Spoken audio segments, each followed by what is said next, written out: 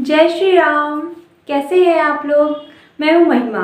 मैं आपको class 9th 10th 11th 12th का साइंस पढ़ाऊँगी।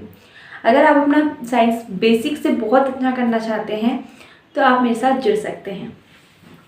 मैंने आपको अपनी लास्ट 3 लेक्चर्स में क्लास 10th का फर्स्ट चैप्टर साइंस का पढ़ाया था, जो कि मैंने बहुत अच्छे से समझाया और मैं आशा करती हूँ आपने अच्छे से देखा होगा, पढ़ा होगा और उसको तैयार कर लिया होगा जितना ही पढ़ा।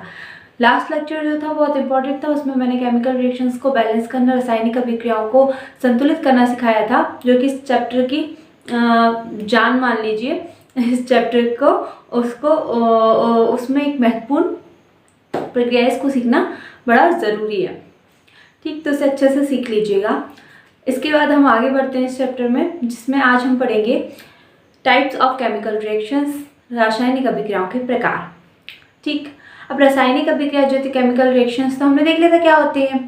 ठीक है, केमिकल रिएक्शंस की सीधी सी परिभाषा क्या, डेफिनेशन क्या होती है कि ऐसा कोई भी परिवर्तन जिसमें नए गुणों वाले पदार्थों का निर्माण हो रहा है, वह रासायनिक अभिक्रिया होती है।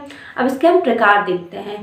देखिए, रासायनिक अभिक्रिया तो बहुत से एलिमेंट्स के साथ अलग अलग जगह अलग अलग तरीके से होती है, बहुत सारे तत्वों के साथ होती है और उनके होने के अलग अलग तरीके हैं। हर एलिमेंट एक तरह से तो काम नहीं करता, या 2 एलिमेंट मिलके हमेशा ही तो एक जैसा रिजल्ट नहीं दे सकते। इसलिए इनको हमने अलग अलग कैटेगरी में डिवाइड करके इसके 5 टाइप्स बना लिए हैं। तो उन 5 टाइप्स को हम पढ़ेंगे, 5 प्रकारों को हम पढ़ेंगे, जिसमें से पहला प्रकार है संयोजन अभिक्रिया। ठीक है, कंपोजिशन रिएक्शन। ठीक, इस अभिक्रिया को हम जानेंगे।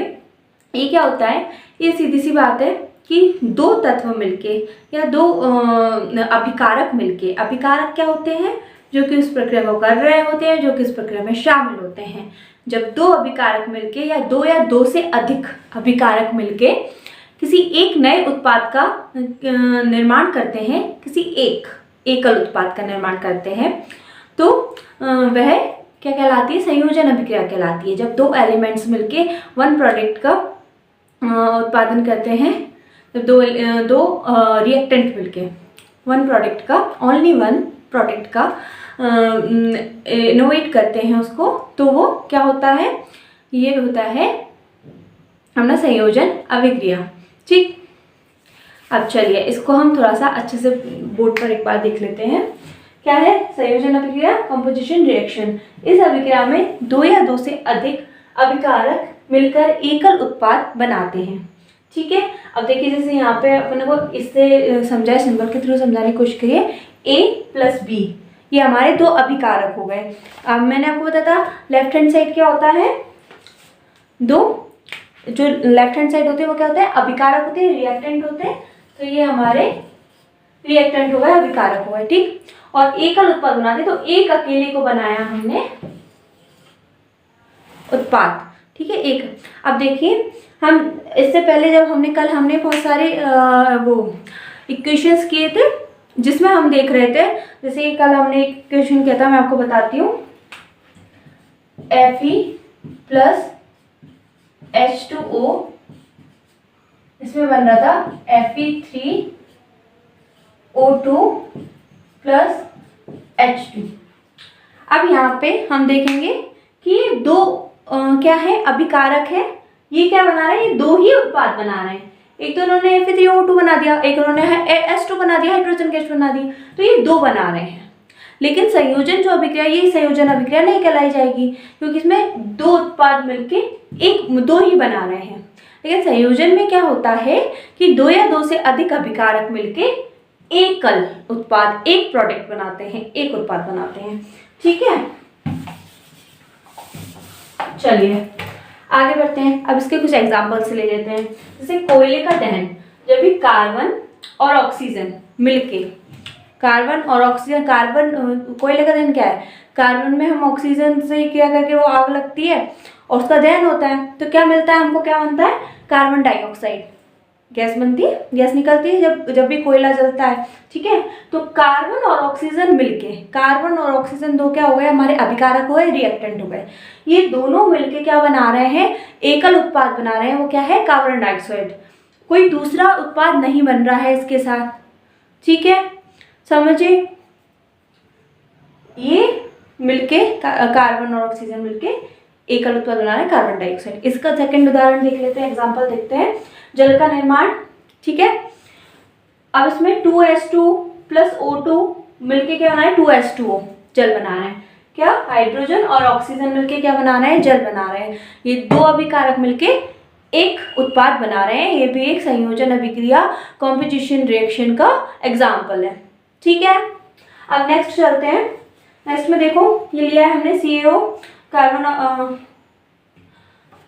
कैल्शियम ऑक्साइड और ये H2O जल, ये दोनों मिलके क्या बना रहे हैं, ये जो होता है कैल्शियम ऑक्साइड, इसको बोलते हैं बिना बुझा हुआ चूना। ठीक है, तो ये दोनों मिलके क्या बना रहे हैं, CaOH2 बुझा हुआ चूना। ठीक है, अब ये हमने क्या देखा कि दो रिएक्टेंट मिलके, दो अभिकारक मिलके जब भी एक कल उत्पाद का निर्माण करते हैं, सिर्फ एक ही प्रोडक्ट बनाते हैं, वो क्या होता है, वो होता है संयोजन अभिक्रिया। ठीक, समझे? तो मैं आशा करती हूँ आपने ये बहुत अच्छे से समझ लिया होगा, जान लिया होगा। ठीक है, इसमें कोई दिक्कत, एक बार इसको रीड कर लो अच्छे से, नोट करना चाहो नोट कर लो और देखो। ठीक, चलिए, देखा। अब हम कुछ नए फैक्ट्स देखते हैं, थोड़े से फैक्ट देख लेते हैं इसमें।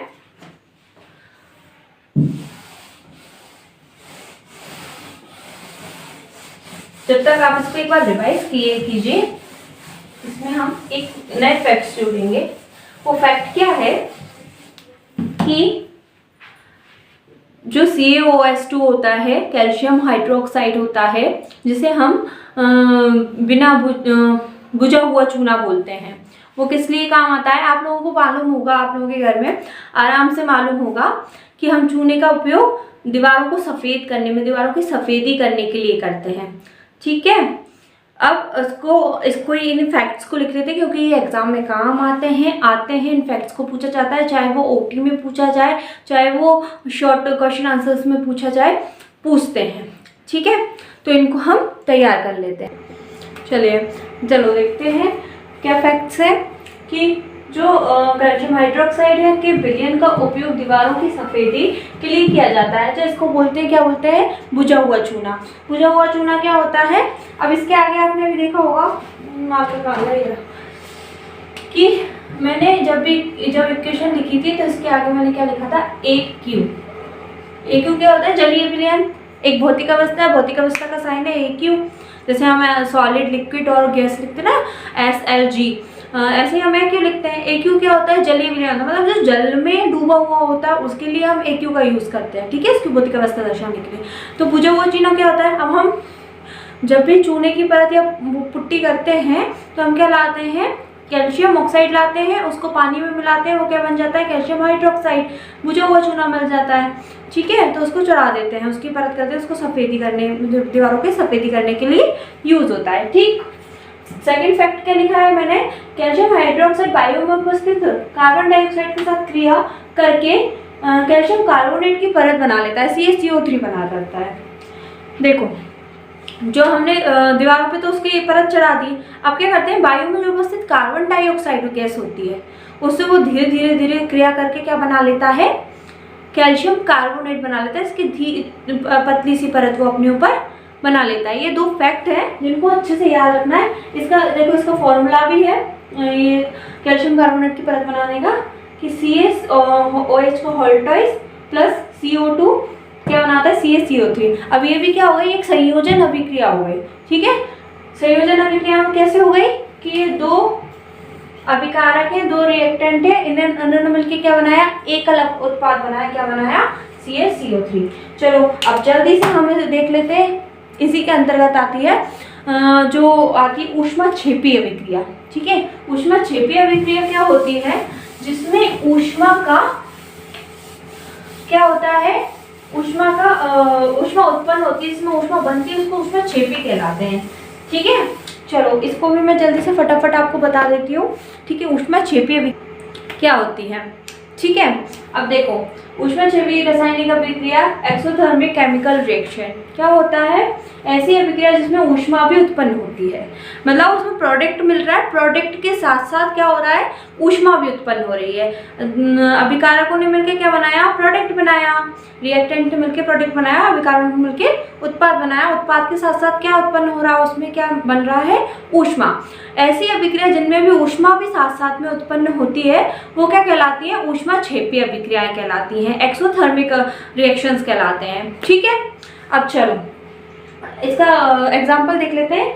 ये एग्जाम्पल था कैल्शियम ऑक्साइड H2, वो बुझा हुआ चूना और चूना वाला। जब भी आप देखना, आप मार्केट से लाके देखना, जब भी आप लाओगे कैल्शियम ऑक्साइड बुझा हुआ, बिना बुझा हुआ चूना, और उसको पानी में डालोगे ना तो उसमें से धुआं निकलेगा। जो धुआं निकलता है वही तो ऊष्मा है, हीट है, वो निकलता है। तो उसको हम इसको तो हम इजीली घर में करके देख सकते हैं। जब भी कैल्शियम ऑक्साइड और हाइड्रोजन मिलते हैं, H2O जल मिलता है, और तो क्या बनाता है? कैल्शियम हाइड्रोक्साइड और प्लस ऊष्मा, इसमें ऊष्मा निकलती है। तो कैसी अभिक्रिया हो गई? कैसा रिएक्शन हो गया ये? एक्सोथर्मिक, ठीक है, ऊष्माक्षेपी। अब इसका दूसरा उदाहरण देखते हैं, प्राकृतिक गैस का दहन। ठीक है, प्राकृतिक गैस का जब भी दहन होता है तो क्या बनता है? तो भी ऊष्मा निकलती है। प्राकृतिक गैस कौन सी होती है? Methane, CH4। ठीक है, CH4 जब भी ऑक्सीजन से क्रिया की, CH4 ने ऑक्सीजन से क्रिया की तो क्या बना है? CO2 कार्बन डाइऑक्साइड, H2O और ऊष्मा भी। अब इसमें ऊष्मा निकल रही है, ये दिख रहा है क्या? अब दिख रहा होगा, ठीक। तो CH4O2 CO2 H2O प्लस ऊष्मा, तो ये भी कैसी हो गई अभिक्रिया? ऊष्माक्षेपी, क्योंकि इसमें ऊष्मा उत्पन्न हो रही है। ठीक है, इसका एक और एग्जाम्पल देखते। ये उदाहरण बहुत ही इजी और सिंपल, हमारी डेली रूटीन, डेली लाइफ से रिलेट करता है। क्या? जीवों में श्वसन, चाहे वो पेड़ पौधों में हो, चाहे वो इंसानों में हो, किसी में भी हो। ठीक है, अब देखते हैं अपने शरीर में क्या होता है। ग्लूकोज होता है, C6H12 और O6। ठीक है, वो ऑक्सीजन से क्रिया करता है, ऑक्सीजन की क्रिया करके क्या बनाता है? कार्बन डाइऑक्साइड और जल। ठीक है, कार्बन डाइऑक्साइड श्वसन लेते हैं हम, तो कार्बन डाइऑक्साइड छोड़ते हैं, ऑक्सीजन लेते हैं ना, तो वो जब ऑक्सीजन से ग्लूकोज क्रिया करता है तो क्या बनाता है? कार्बन डाइऑक्साइड, तभी तो हम छोड़ पाते हैं उसको। ठीक, H2O जल बनता है, जल हमारे शरीर में यूज है, और ऊष्मा भी होती है, तो ऊष्मा का भी हमारे शरीर में यूज होता है। अब इसमें भी ऊष्मा बन रही है, तो ये कैसी क्रिया हो गई? कैसी अभिक्रिया हो गई? ये ऊष्माक्षेपी अभिक्रिया हो गई। ठीक, इस उदाहरण को भी ध्यान रखिएगा, ये एग्जाम्पल्स को भी बहुत अच्छे से ध्यान रखिएगा, क्योंकि ये हमें एग्जाम्स में पूछे जाते हैं, किसी ना किसी तरीके से पूछे जाते हैं एग्जाम्पल्स। और अगर नहीं भी पूछे गए हैं तो कोई क्वेश्चन पूछा गया है और हम उसका ऊष्माक्षेपी अभिक्रिया है तो उसका एग्जाम्पल भी अगर हम लिख देंगे तो हमारे कॉपी एकदम ऐसी मानी जाएगी कि इस बच्चे को नॉलेज है। अगर हम एग्जाम्पल्स के थ्रू, एग्जाम्पल के साथ लिख रहे हैं तो मतलब टीचर ये समझ जाता है कि इस बच्चे को नॉलेज है, तो उसको फिर ज़्यादा देखने की जरूरत नहीं पड़ती उस कॉपी को, वो बहुत अच्छे से जल्दी जल्दी चेक कर लेता है और नंबर भी बहुत अच्छे देता है। ठीक, चलिए आगे बढ़ते हैं। हम ना अब आगे के टाइप्स पढ़ेंगे। वियोजन अभिक्रिया, डिकम्पोजिशन हुई और भी हैं, तो उनको हम कल पढ़ेंगे। और आज के लिए इतने ही रहने देते हैं। आप इतना कंटेंट अच्छे से तैयार कीजिए, अच्छे से पढ़िए। मैं चाहती हूँ कि आपको जितना रोज़ कंटेंट मिले या जितना एक वीडियो में जितना कंटेंट मिले वो आपका 1 घंटे में आराम से तैयार हो जाए। और मैं उतना ही पढ़ाती हूँ जो आप 1 घंटे में ऐसा तैयार कर सकते हैं कि मतलब आपको बिल्कुल रट जाए। रटना नहीं है, समझना है, मैं समझाती हूँ, लेकिन अगर आप उसको 3 बार अच्छे से समझ लेंगे, देख लेंगे, तो आपको इस तरह से याद हो जाएगा कि आपको कोई भी कभी भी पूछ लेना, आपको पता होगा कि क्या क्या चीज़ है फैक्ट्स के साथ। ठीक, तो मैं इसलिए एक वीडियो में उतना ही पढ़ाती हूँ जितना आप ले पाएँ। इतना लो, अच्छे से तैयार करो, फिर नेक्स्ट वीडियो देखो। ठीक, चलिए, तो आई होप आप मैंने जो पढ़ाया आपको समझ में आया होगा। कुछ समझ में नहीं आया तो प्लीज़ कमेंट बॉक्स में पूछिए। और आज के लिए इतना ही। जय श्री राम।